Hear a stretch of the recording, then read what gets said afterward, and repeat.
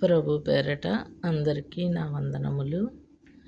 ఈరోజు మన కొరకు ఏర్పాటు చేయబడిన దేవుని వాగ్దానము. నేను నిన్ను విమోచించుచున్నాను, భయపడకుము. పేరు పెట్టి నిన్ను పిలిచి ఉన్నాను, నీవు నా సొత్తు. ఆమేన్.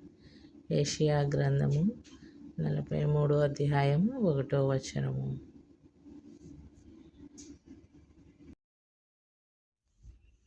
ప్రార్థన.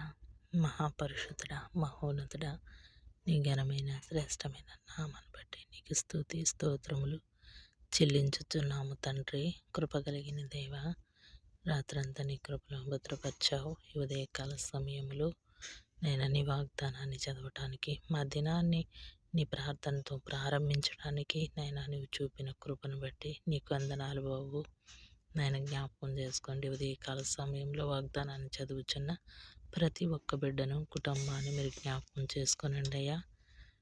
సహాయం చేయమని అడుగుచున్నాను ప్రభా. నాయన ఇదిగో నా తండ్రి, ప్రయాణం చేస్తున్న ప్రతి ఒక్క బిడ్డ కొరకు ప్రార్థిస్తున్నాం ప్రభా. జ్ఞాపకం చేసుకోండి, వారికి మీరు తోడుగా ఉండండి. అలాగే నా తండ్రి నాయన హాస్పిటల్లో ఉన్న బిడ్డలను కూడా మీరు జ్ఞాపకం చేసుకోండి.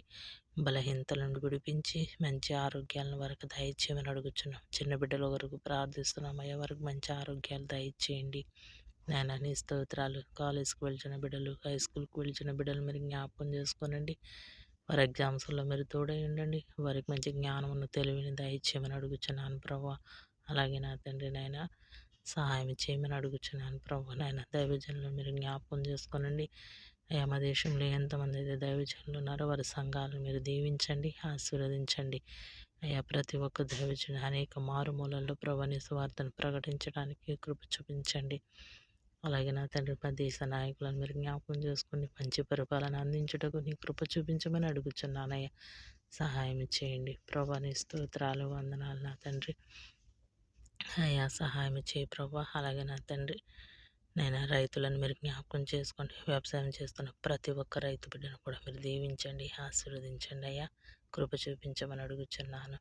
వారు చేయుచున్న చేతి పనులన్నిటినీ మీరు ఆశీర్వదించండి, కృప చూపించండి నాయన.